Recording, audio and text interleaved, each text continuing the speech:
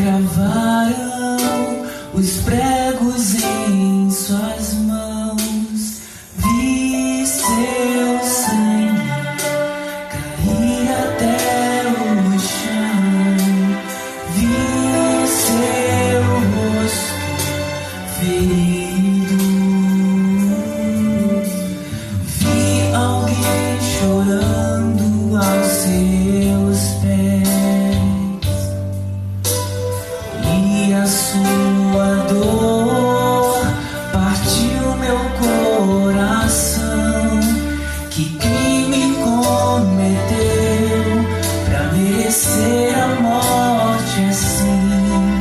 Que o condenou à cruz.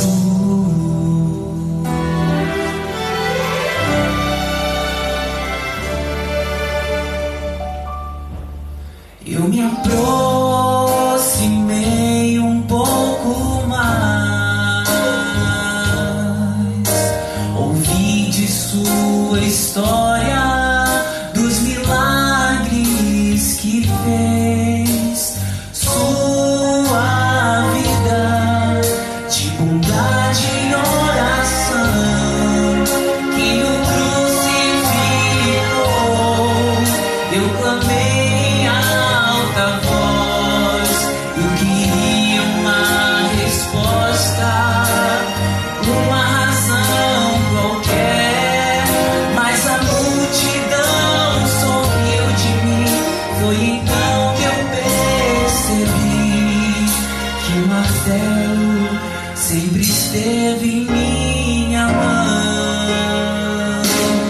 Crucifiquem-no. Eu também gritei quando a multidão passou. Crucifiquem-no, mas ele morreu por mim. Eu não pude compreender. Crucifiquem-no. Eu também gritei quando a multidão passou.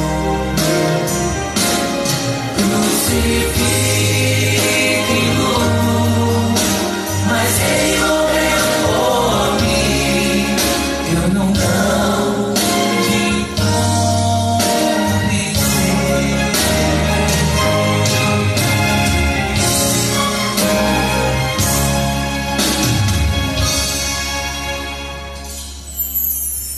E o céu escureceu,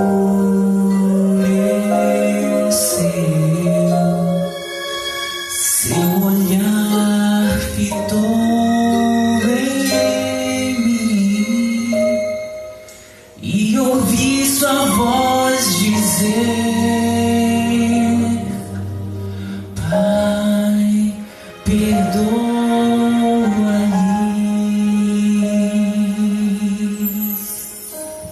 Crucifiquem-no. Eu também gritei quando a multidão passou. Crucifiquem-no. Eu também gritei quando a multidão passou.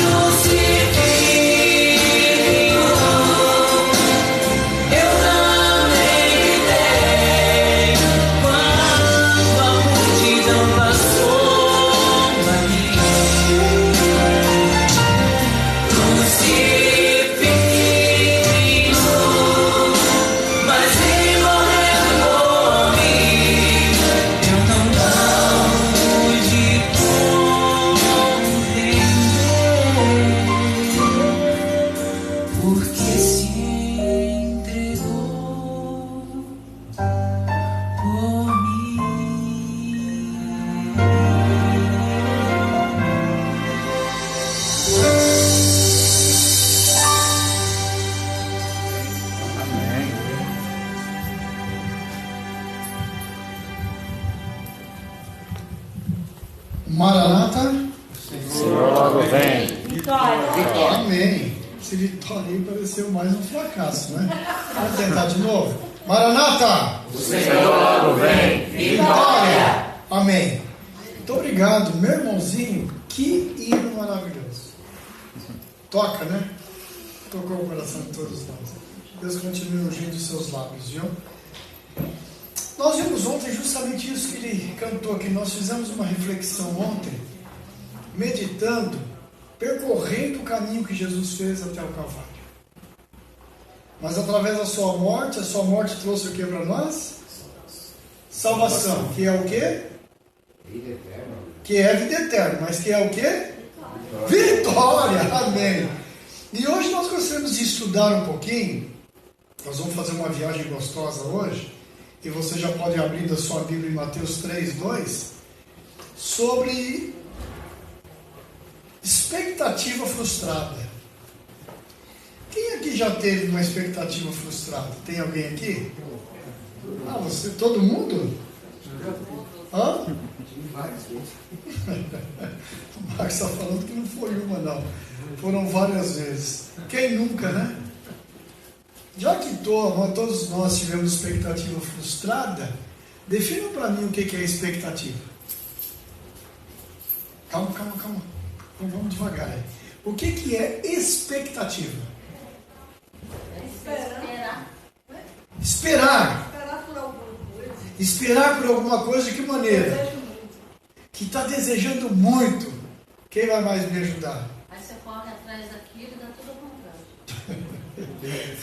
Aí se torna uma expectativa frustrada. Mas vamos definir que tem mais coisas. O que é ansiedade? Eu já falei, né? O que é então uma expectativa? É alguma coisa pela qual a gente está muito ansioso, aguardando. E esse hino que você cantou foi o que nós conversamos ontem. Só que hoje nós vamos tentar entender por que alguns tiveram, obrigado meu amor, tiveram a expectativa frustrada. E é interessante que a gente vai tentar contextualizar os nossos dias hoje e tentar entender se nós também não estamos frustrados. Quando eu perguntei quem já foi frustrado aqui, todo mundo, quem nunca, né? Quando na realidade, por que é que nós nos frustramos, né? É justamente por isso que nós criamos uma expectativa e o que a gente está aguardando muitas vezes não vem da maneira como nós estamos esperando. E a gente se frustra. Mateus capítulo 3, versículo 2. E eu preciso que vocês me ajudem hoje, viu? Porque hoje eu também estou frustrado um pouquinho. Meu sobrinho amado do coração acabou de ser internado, então a gente, a dengue, muito grave no caso dele. Então o médico falou que ele vai ter que ficar internado mesmo. Mateus 3, versículo 2. Encontraram? Sim, amém. Querido Deus, a sua palavra foi aberta. Por favor, Senhor Deus, que o Espírito Santo traduza a mensagem dessa noite, para que possa alcançar o meu coração e o coração de cada um de nós, de cada pessoa que estiver ouvindo. Nós te suplicamos por Jesus. Amém. Amém. Boa noite aos amigos que também estão assistindo online aí, viu? Ou que vão assistir isso daqui a algum tempo, talvez até anos, né? Que Deus possa falar no seu coração também. Mateus 3, versículo 2. 1. Vamos ler 1.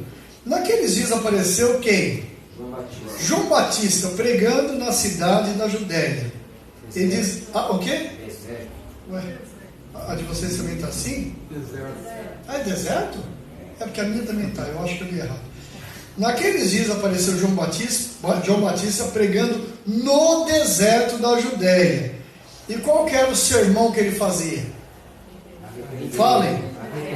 Arrependei-vos por quê? Está próximo do reino dos céus. Aí eu pergunto para você o seguinte: era uma mensagem que vocês acham gostosa de ser ouvida ou uma mensagem brava? Uma mensagem que futucava a pessoa? O que vocês acham? Ela é meio pesada, não é? Mas é interessante que quando você lê o contexto todinho, da Bíblia, você percebe que a multidão ia até onde para poder ouvi-lo? Gente, até o deserto. Na cidade a gente tem meios de locomoção, tudo já é difícil às vezes vir para ouvir a mensagem de Deus. O povo atravessava o deserto, atravessava a cidade para chegar no deserto para ouvir um camarada lá que era bravo até. E a mensagem principal dele era o quê? Não, a mensagem principal. O reino de quê? Dos céus. Ou o reino de Deus, que nós vamos tentar entender isso aqui agora. E as pessoas então iam até lá porque a expectativa do povo daquele tempo era qual? Qual era a expectativa deles? A vinda do Messias. A vinda do Messias. Aqueles que quiserem, depois eu posso passar todos os textos para vocês. As profecias diziam que por aquele tempo surgiria quem? O Messias. O Messias. E como é que seria esse Messias? Lembram? Seria poderoso. O que, Marcos? Seria poderoso. Um rei, um Messias poderoso. O que mais? Como é que seria o seu reino? Forte, poderoso. Forte, poderoso e mais ainda o que? Eterno. Agora vocês tentem imaginar que cada um de nós vivemos naquela época, naquele tempo, e estivéssemos ansiosos também pela vinda do Messias. Pergunta: por que é que eles estavam tão ansiosos pela vinda do Messias? Pela liberdade, né? Libertação dos romanos. Alguém quer ajudar mais? Porque ela falou baixinho? É isso mesmo. Por que é que eles estavam ansiosos na expectativa que o Messias viesse? Eu não vou, nós vamos dormir hoje 11 horas da noite. Liberdade política ali que eles tinham, que eles sofriam. Então eles viviam uma vida privada? Com certeza. Uma vida difícil? Com certeza. Dura? Por quê? Eles estavam sob o jugo de quem? Os romanos. De que reino? Qual era o reino que dominava toda a região? Roma. Roma, irmãos, quando a gente estuda o livro de Daniel, foi o império mais duro que existiu. Lembra disso? Você que já pregou sobre Daniel aqui? Eles eram cruéis, irmãos. E o povo de Deus vivia agora sob o domínio de Roma. Então agora, quando eles começam a estudar a profecia e percebem que a profecia estava por se cumprir, eles viviam ansiosos. O Messias está vindo. E quando esse Messias vier, vai acabar o quê? Com esse peso, com essa escravidão que os romanos impõem sobre nós. Então eles estavam ansiosos. E se você ler Joséfo, o escritor do primeiro século, ele diz o seguinte, que apareceram tantos Messias naquela ocasião, que o povo, cada vez que aparecia o Messias e não cumpria o que eles esperavam, como é que eles ficavam? Desanimados. A propósito, vocês sabem quem era Barrabás? Ficou a liçãozinha de casa para vocês estudarem. Sabe quem era Barrabás? Como é que as pessoas viam Barrabás? Como Messias também. Como Messias. E o que Barrabás fazia para tentar induzir o povo que ele era o Messias? Primeiro por causa do nome, né? Que era igual. Ok, não vou nem entrar nesse mérito, que o nome era igual, mas é isso mesmo. Mas não dá tempo de eu falar, que senão eu não consigo. Mas o que mais levou eles a acreditarem? Era revolucionário. Irmãos, olha o ponto central disso. Barrabás, as pessoas o viam como o prometido, porque ele era um revolucionário.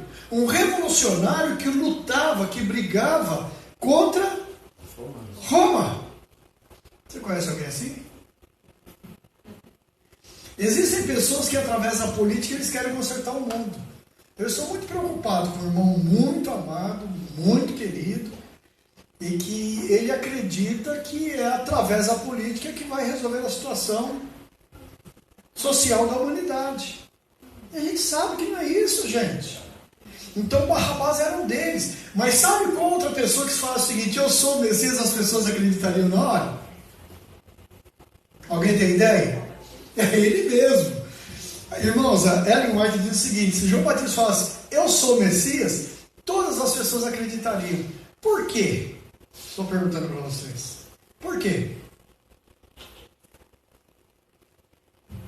Depois que ele chegou numa época ali, pregando, vivendo aquele evangelho, e realmente chamava a atenção das pessoas que estavam ali sedentas, né, com alívio ali daquele todo sofrimento, né, que eles estavam passando.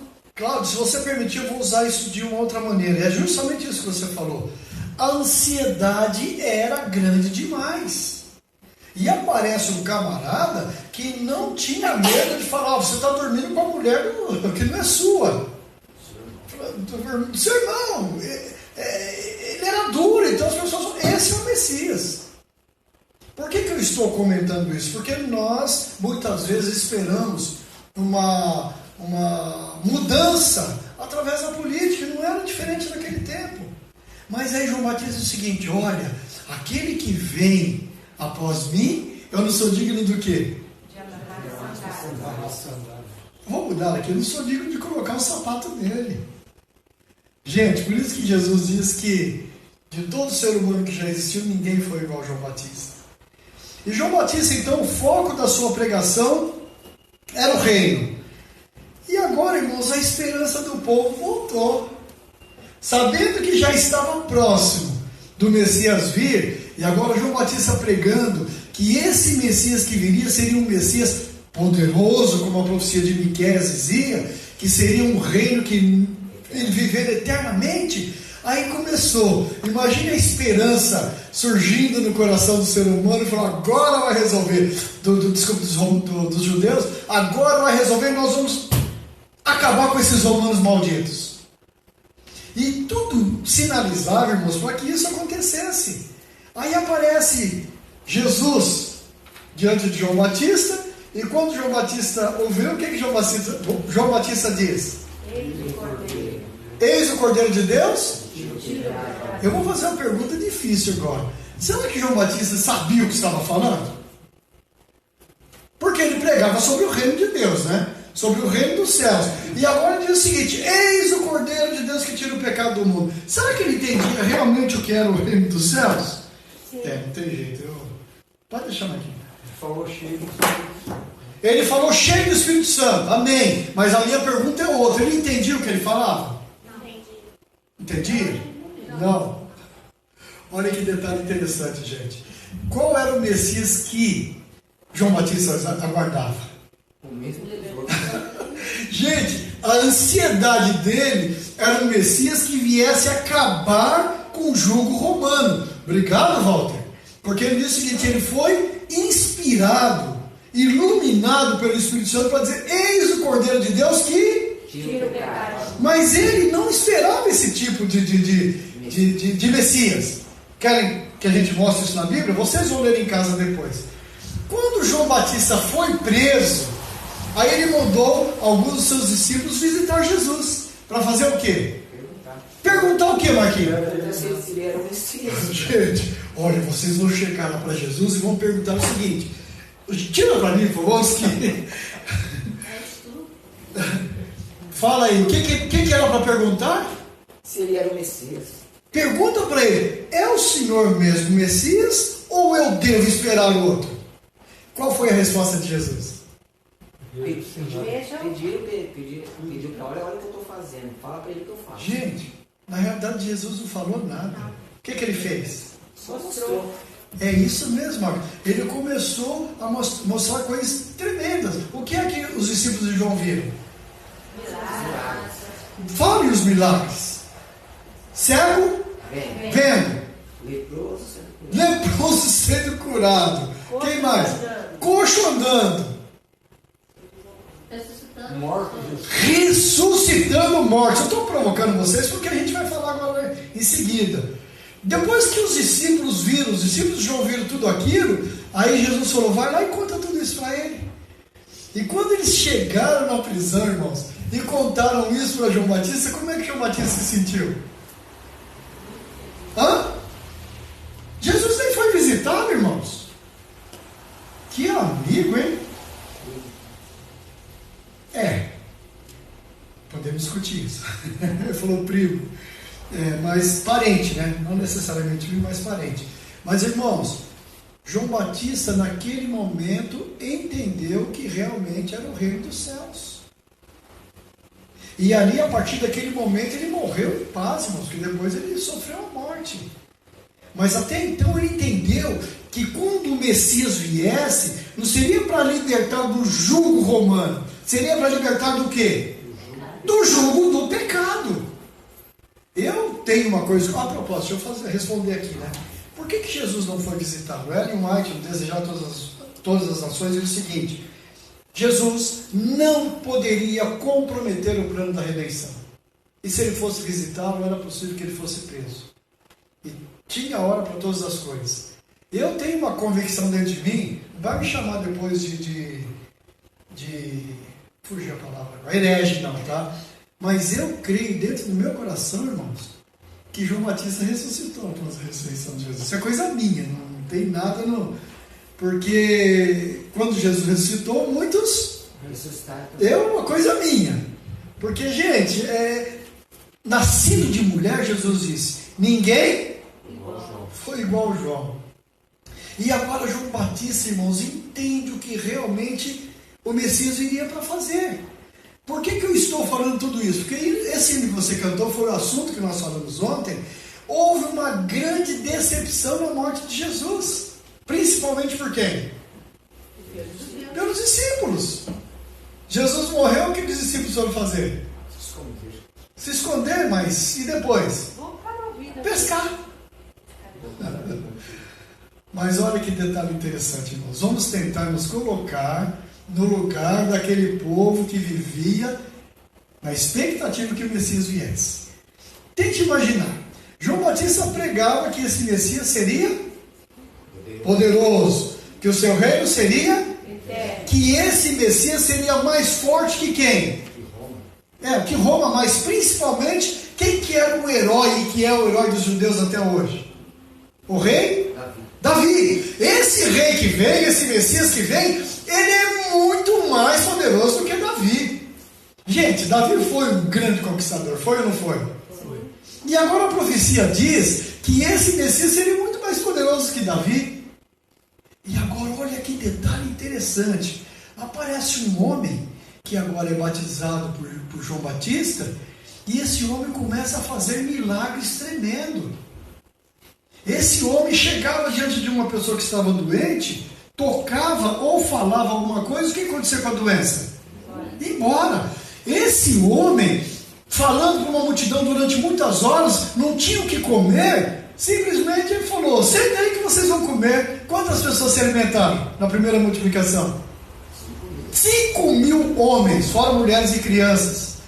Aí, esse homem, como a Cláudia disse, esse homem ressuscitava mortos. Eu vou perguntar para você teria coragem de seguir ou não? Seja sincero. Você seguiria esse Jesus, esse Messias? Por que você o seguiria? De olho fechado? Pelos seus feitos. Isso mostrava que realmente era o que todo mundo aguardava. Então vamos tentar imaginar uma situação. Começando ali, que eles queriam até declarar Jesus como rei na multiplicação dos pães. Vamos pensar como os judeus e como se nós vivêssemos naquele tempo.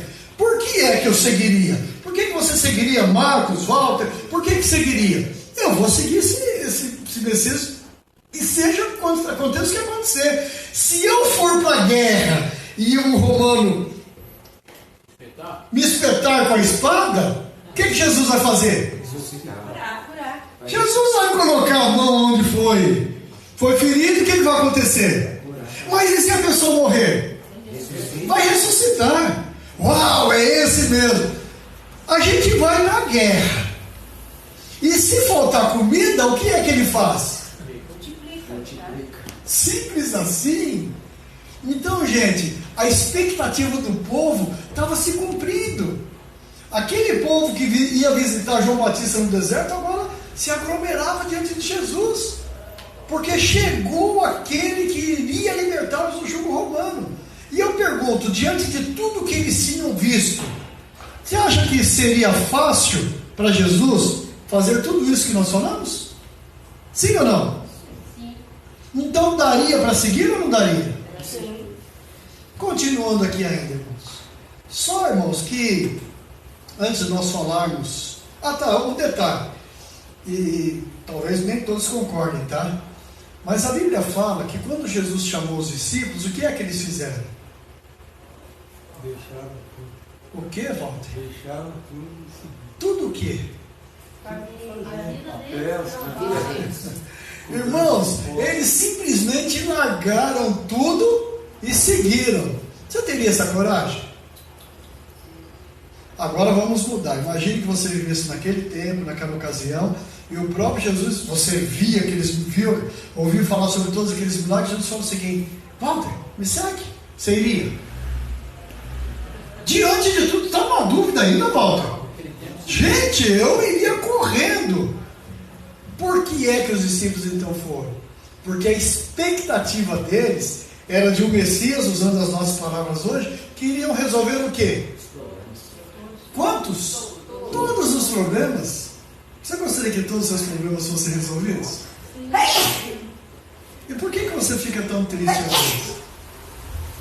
Porque as nossas expectativas acabam sendo frustradas. Sabe por quê? Porque Jesus nunca prometeu que resolveria todos os nossos problemas. A propósito, João Batista pregava sobre o reino dos céus e Jesus também pregava sobre o reino dos céus. Que reino dos céus era esse que Jesus estava falando? Nós vamos caminhar para o final. Que reino dos céus era esse, irmãos? Ou o reino de Deus? Que reino que era esse? Não era terrestre, não era. O quê? Não era que terreno de nossa terra, era espiritual. O que é o reino espiritual, então? Porque ele diversas vezes, eu não quero... Olha, Mateus 6,31, buscar, pois, em primeiro lugar o reino... 33, desculpa. Buscar, pois, em primeiro lugar o reino de Deus, ou o reino dos céus. E o que aconteceria? Todas as coisas serão acrescentadas. Que coisas são essas? As coisas aqui da vida, da terra, vocês necessitando dos desejos. Os desejos? Então, a teologia da prosperidade prega isso. Venha para Jesus. Não, mas é isso mesmo. A teologia da prosperidade prega isso. Venha para Jesus, você vai ter carro importado, casa de praia, casa de inverno. É isso que Jesus estava falando aqui? Não. Então, que todas as coisas são essas? As coisas que nós necessitamos. E o que é que nós necessitamos? Eu vendi sapato durante muito tempo. E aí, quando eu chegava, por exemplo, nós fizemos um evento em uma rede de escolas, né? E quando a gente expunha lá, as mulheres estavam, eu preciso. Uma falou que tinha um quarto todinho de sapatos.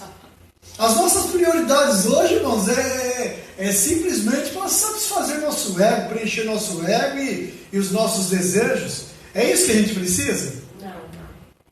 Então, que coisas são essas que Deus daria? Buscar, pois, em primeiro lugar, o quê? O reino de Deus, ou o reino dos céus e a sua justiça e todas essas coisas. Eu não quero demorar nisso porque não foco. Que todas as coisas são essas, irmãos. Coisa que eu preciso. Fé. Tudo que eu preciso. E o que você precisa? Hoje você trocou umas 3 vezes de vestido lá. Água, comida. O que Deus faz, o que Deus garante pra gente é roupa e comida. Então, irmãos, a liçãozinha de casa. Não é isso. O que você e o Marquinhos diz o seguinte. Depois vocês vão ler o capítulo 6 todo, tá? Porque quando a gente lê no comecinho, a partir do versículo 33, desculpe, só um pouquinho. É 6, 30, eu falei errado aqui, me ajudem aí que eu me perdi. Ah, não, é que eu estou no 5, tá? Desculpa. A partir do versículo 25, diz o seguinte: por isso vos digo, não andeis ansiosos pelas coisas da vida.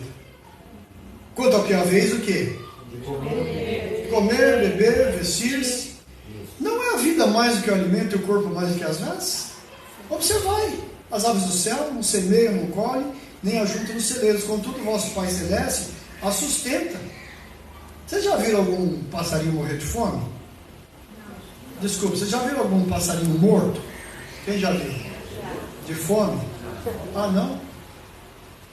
Mas eles não plantam, não colhem, não trabalham. Deus alimenta. Deus sustenta. Amém? A gente precisa, eu preciso entender isso de verdade. Porventura você, eu, não valemos muito mais do que as aves? E qual de vós, por mais ansioso que seja, pode acrescentar um côvado ou ao curso de sua vida? E por que andais ansiosos quanto a vestir? Agora eu vou adiantar. Quanto a vestir, comer, beber. Versículo 31. Portanto, não vos inquieteis dizendo que comeremos, que beberemos, ou com que vestiremos. Porque os gentios é que procuram todas essas coisas. Pois vosso Pai Celeste sabe que necessitais antes do quê? Mesmo de pedir. Antes de todas as coisas, antes mesmo de pedir. Buscai, pois, em primeiro lugar o seu reino e a sua justiça, e todas essas coisas serão acrescentadas. Dentro do contexto que nós acabamos de ler. Que coisas são essas? O que comer, o que beber. Não. Simples assim, irmãos, é isso mesmo. Não vos inquieteis com que é a vez de comer, beber e vestir. Só, irmãos, que a gente quer muito mais. E ele falou, todas essas coisas, que coisas são essas? Necessário para sobreviver. Aquilo que você precisa para sobreviver. Todas essas coisas vão ser acrescentadas na sua vida. Então larga de ser ansioso. Só que nós, como seres humanos, irmão, a oração do Pai Nosso, por exemplo, diz o seguinte: o pão nosso de cada dia. A gente não quer só o pão nosso para hoje, irmãos. A gente quer estar com a despensa cheia. Porque a gente quer garantir o de amanhã. E aí quando a gente vê que o povo de Israel, quando estava no deserto, e que desceu o maná, fala, mas que povo, por que colheu dobrado? Você colheria dobrado ou não? Seja sincero. Obrigado pela sinceridade. Nós somos assim até hoje, irmãos. Vamos largar de ser hipócritas. Então, o reino dos céus era isso que Jesus queria dizer. Que esse reino ele deveria, que ele é igual uma sementinha, eu falei isso, vou repetir, igual uma sementinha do grão de mostarda. E alguns falam, esse grão de mostarda eu tenho no peito até hoje. Ah, irmão, não fala com isso com orgulho, não. Porque o grão de mostarda, o que ia acontecer? O que precisa acontecer com ele? Mas para ele crescer tem que fazer o quê? Ele tem que morrer e ele vai crescer e fazer o quê? Produzir. Vai produzir frutos, árvores, plantas. Agora, a sementinha está aqui no meu coração. Irmão, se ela não morreu, não germinou, desculpe. Você vai morrer com ela também. Vai apodrecer, mas vai amadurecer. Então nós precisamos pedir a Deus, por favor, Senhor, coloque o reino dos céus dentro do meu coração. Uau, olha a hora que já é. Mas eu vou chegar aqui no... Irmãos, vamos entender o que é o reino dos céus. E eu começo perguntando, o que é o reino dos céus para você? Ou o reino de Deus para você? Nossa. 82, 820, 85... Eu não vou responder agora. Quando João Batista falou, o próprio Jesus, é a chegada do reino do céu. Há um lugar da Viu Jesus e falou. justiça. Hã? Um lugar onde só existe justiça. E aonde que é esse lugar, meu irmãozinho? No reino de Deus. Então, é isso que nós precisamos entender. Porque Jesus diz o seguinte, depois eu dou o texto para você. O meu reino não é Deste mundo. Esse mundo existe justiça? Não. Então a gente tem que entender que quando Deus fala do reino dos céus e do reino da glória, eu estou resumindo, tá, irmãos?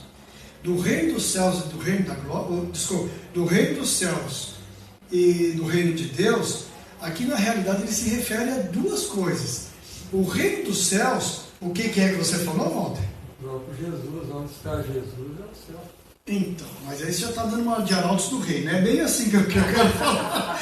Onde está Jesus? Aí é isso mesmo. Mas olha só, irmãos, nós precisamos entender que o reino dos céus é o próprio Jesus mesmo. Nós estudamos isso há 2 dias atrás. A partir da morte de Jesus, o que é que nós chamamos de graça? O que acontece com essa graça na minha vida? Transforma. Mas para que essa graça possa me transformar, o que é que eu preciso fazer? Guardar a lei? Deixar o reino aqui dentro. O reino está aqui dentro. Vem cá. O que eu preciso fazer para que a graça possa me alcançar? O reino tem que estar aqui dentro. Irmãos, olha, me arrepiei, porque é justamente isso, irmãos.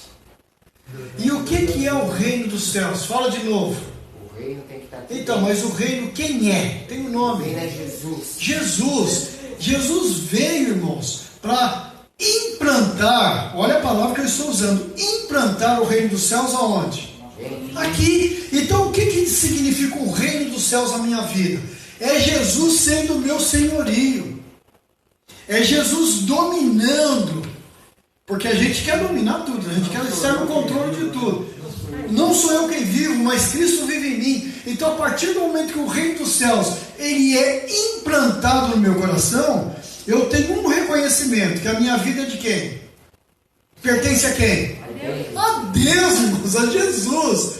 Então esse é o reino dos céus. Quando Jesus desceu nessa terra, o objetivo dele não era libertar do jugo romano ou conceder casa de praia, carro importado. Não, ele quer implantar ele dentro do meu coração. Porque qual é o único caminho para a salvação?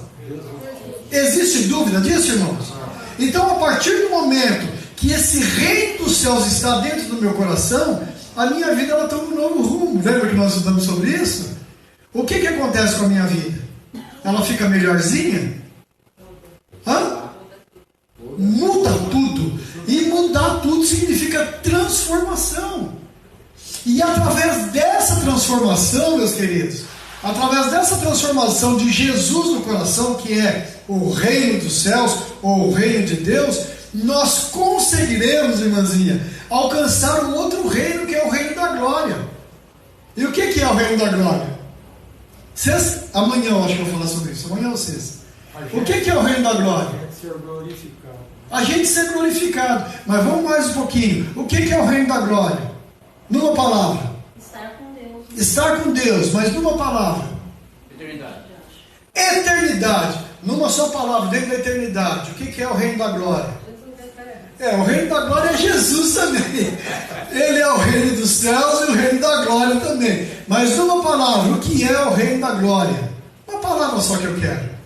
Aí canta aquele hino que você começou. O céu é Jesus. O que é o reino da glória? Os céus, irmãos. E nós queremos... Quem aqui quer ir para o céu? Uau, Deus seja louvado por isso. Mas, irmãos, precisamos entender uma coisa. Não existe céu ou não existe reino da glória se não houver o quê? Mas usando a palavra reino. Não vai existir reino da glória, os céus, se não existir o quê? O reino do quê? Ih, vou começar tudo de novo. Deixa eu tentar formular de uma outra maneira. Ou melhor, eu vou falar. Irmãos, não existe reino da glória, não existe céu, se Jesus não estiver reinando na minha vida. Porque o próprio Jesus diz o seguinte: o reino do céu, ele não é divisível aparência. Como é que é o reino dos céus? É espiritual. E o que é o reino espiritual? É Jesus habitando aqui, irmãos. Aí eu vou entender que eu não preciso fazer coisas para me salvar. Eu vou me salvar porque o reino de Cristo já foi implantado aqui dentro, e quando ele é implantado aqui dentro, ele cresce, ele morre, né? Morre o eu da gente, e ele agora passa a viver. E se Jesus estiver vivendo na minha vida, as pessoas vão olhar para você, Marquinhos, e vai falar: uau, como eu queria ser igual a esse camarada. As pessoas dizem isso de vocês? Nós, adventistas, temos um costume feio, irmãos. E não faça mais isso se você já fez alguma vez. As pessoas dizem o seguinte: olha, Walter, você aceitou Jesus, você tem que olhar só para Jesus, não olha para a nossa vida, não. Sabe o que Paulo dizia? Sejam meus imitadores. Então, irmãos, quando eu falo o seguinte: olhe só para Jesus, não olhe para mim, eu estou falando o seguinte: olha, eu quero que você seja salvo, mas a minha vida é um lixo. E se a minha vida é um lixo, irmãos, se eu não estou vivendo como se Jesus estivesse reinando na minha vida, como é que eu quero o reino da glória? E eu encerro fazendo uma pergunta para vocês. Em Isaías fala que o cachaceiro, desculpe a expressão, tá? O bebum, o adúltero, eles não vão herdar o reino da glória. Por quê? Por quê? Hã? Existiria clima para uma pessoa como essa? Então, irmãos, Se a gente vive aqui nessa terra pensando só no ter, infelizmente, a nossa agenda está cheia, porque a gente corre atrás do... Irmão, se é pecado? É claro que não. Mas é isso que está dominando o meu ser? Eu tenho falado muito com Deus isso. Porque, irmão, a gente tem tempo para tudo. Mas para orar tem que orar rápido, porque senão o sono vem e derruba a gente. A gente tem tempo para tudo. A gente passa 2 horas, 4 horas, 6 horas diante de uma televisão. Mas quanto tempo a gente passa orando? Será que o reino dos céus está aqui dentro do meu coração, como você disse, Marcos? É uma pergunta individual, irmãos. A nossa oração nessa noite, irmãos, você pode vir para encerrar para a gente? A nossa oração nessa noite, irmãos, é que esse reino que foi implantado dentro do nosso coração possa nos dar a alegria de morar no reino da glória que Deus prometeu para nós um dia. Que Deus tenha misericórdia da sua e da minha vida. Amém.